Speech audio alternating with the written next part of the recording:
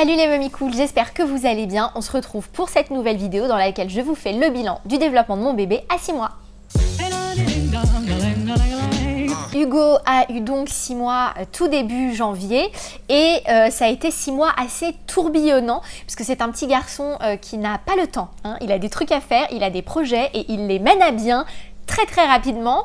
Je vais commencer par la partie la plus impressionnante chez lui qui est le développement psychomoteur. À partir du mois de novembre, Hugo était déjà capable de se retourner du ventre vers le dos et inversement. À partir du moment où il a compris comment faire dans un sens, assez rapidement il a voulu faire dans l'autre sens et il y est arrivé en peut-être une quinzaine de jours. Une fois qu'il a réussi à faire ça, il avait compris, il était content, il voulait s'asseoir. Donc ça a été son projet. Et en fait, si vous voulez, entre fin novembre et fin décembre, Hugo a réussi à s'asseoir, tenir assis, marcher à quatre pattes et se tenir debout.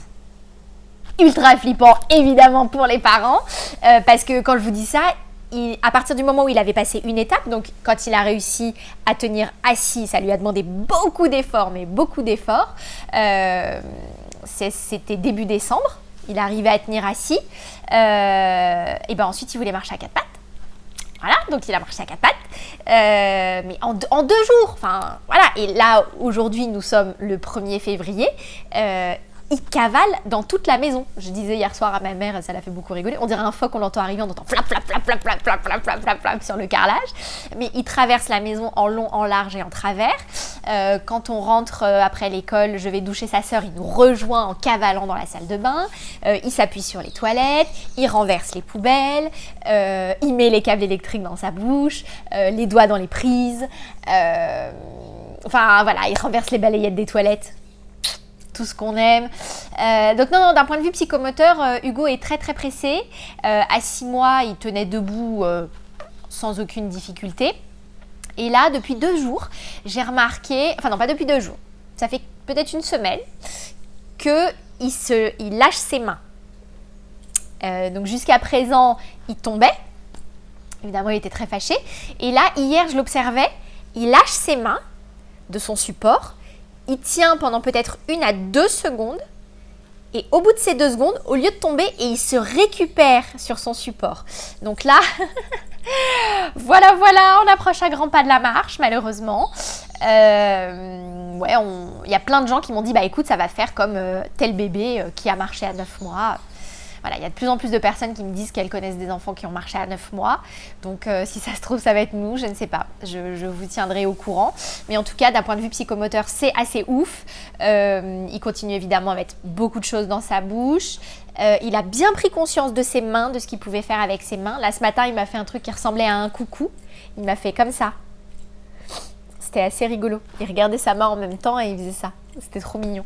D'ailleurs, ça me fait penser que je suis un petit peu ce que fait Marie de la chaîne Little Bun Bao, dans laquelle elle parle de langue des signes, parce qu'elle-même est interprète, et elle donne pas mal de cours et d'explications sur le bébé signe.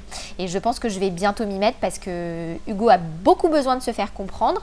Je vous en parlerai d'ailleurs au moment de l'alimentation.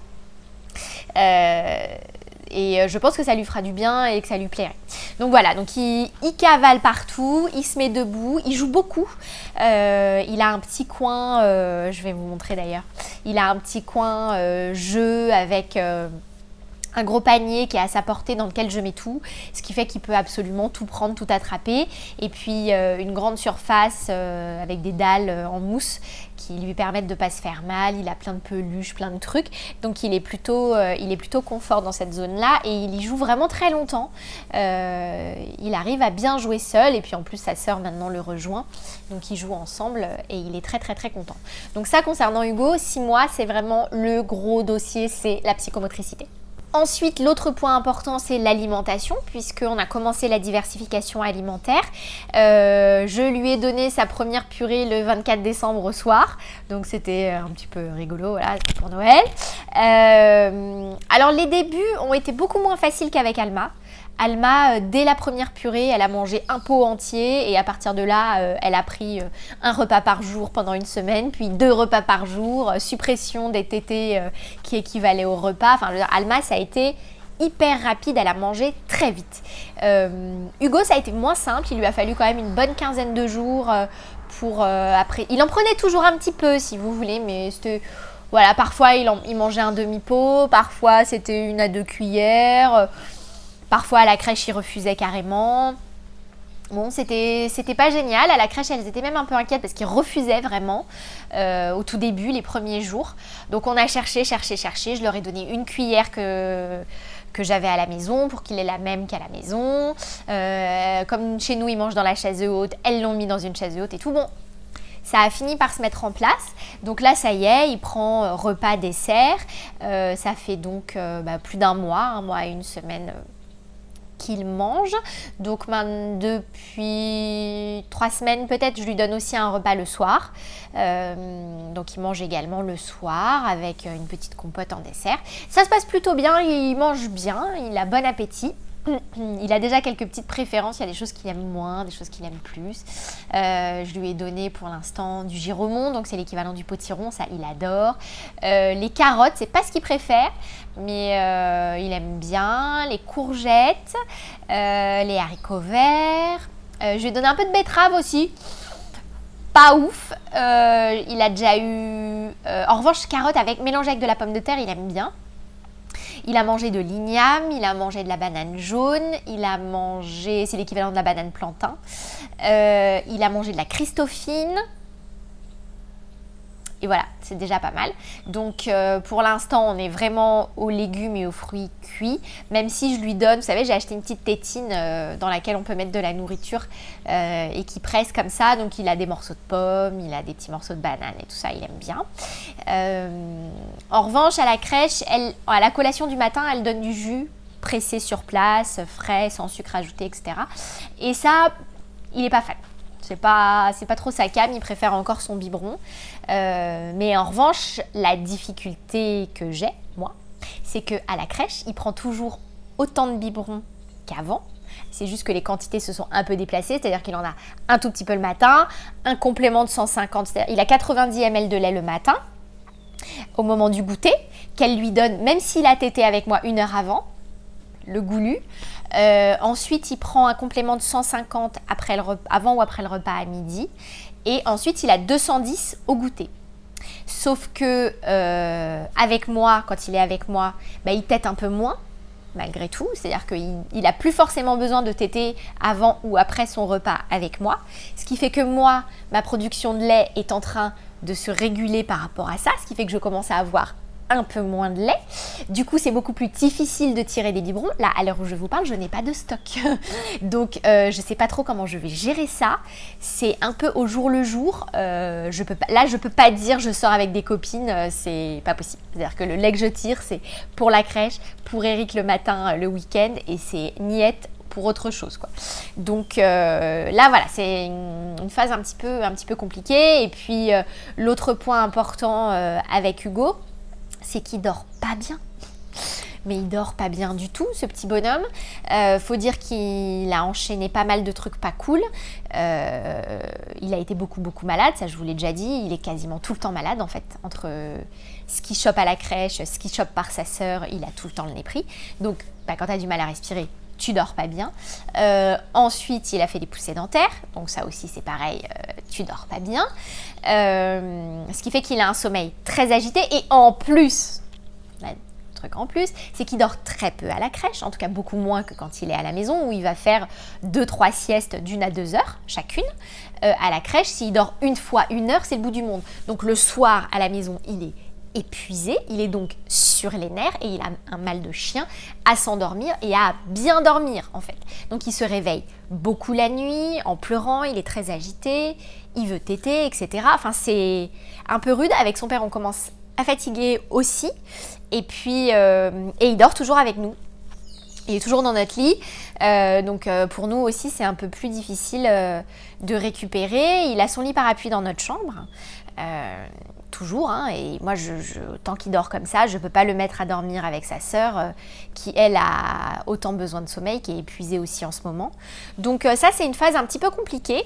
Donc parfois, moi, j'ai des petits pics d'inquiétude, parce que je dis, ouais, mais je suis fatiguée, machin, j'ai moins de lait, nanana, c'est compliqué, etc. Comment on va faire, hein? Eric, il est beaucoup plus tranquille par rapport à ça. Il m'a dit, écoute, il va se réguler tout seul, c'est vrai que là c'est compliqué pour lui, c'est une phase difficile mais ça va aller, j'ai confiance et tout. Donc on croise les doigts, je me range de son avis, c'est vrai qu'il faut, je pense que je suis d'accord, hein, sur le fait qu'il faut faire confiance à son bébé, mais vous savez ce que c'est quand on est maman, bah, nécessairement on angoisse, un peu surtout. Alors là ça fait quand même quelques jours que j'arrive à l'endormir entre 18h30 et 19h30 et il dort tout le début de soirée dans son lit paisiblement, et ça c'est une belle victoire parce que pendant très longtemps il dormait dans le porte-bébé sur son père, et si on le sortait du porte-bébé, c'était la panique totale, il se mettait à hurler, etc. Là au moins il arrive à dormir paisiblement, bien installé dans son lit. Donc ça c'est bien. Donc voilà, on progresse petit à petit, mais c'est vrai que sur le chapitre du sommeil, c'est quand même un petit peu compliqué.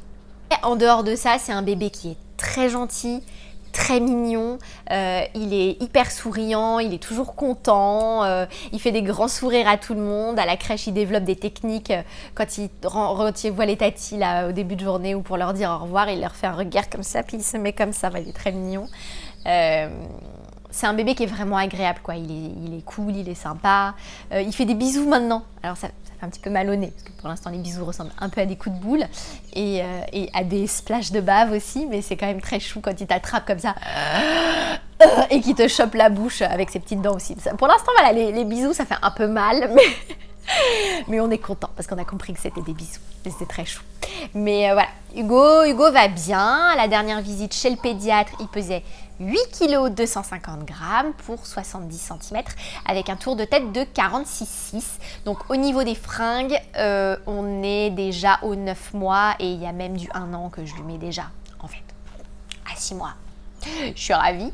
Heureusement, j'ai pas acheté beaucoup de fringues finalement et je me dis que ça ne vaut pas le coup. Si faut tout changer tous les 3 mois, à un moment, c'est bon. Et comme à la crèche, il faut absolument que tout soit étiqueté.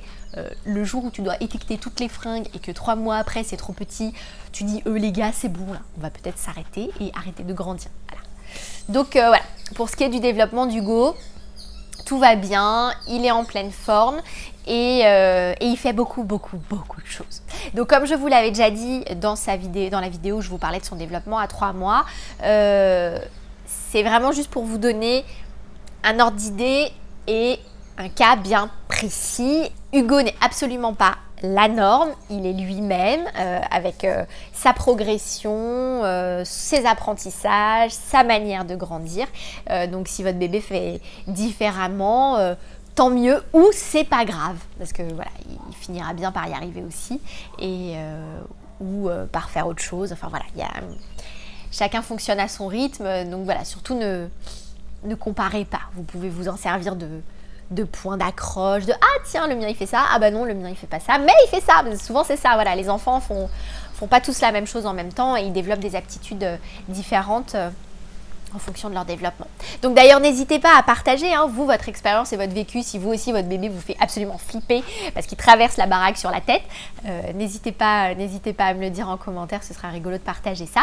Je vous fais des gros bisous, je vous souhaite une très belle semaine et on se retrouve vendredi prochain pour une prochaine vidéo. Bye.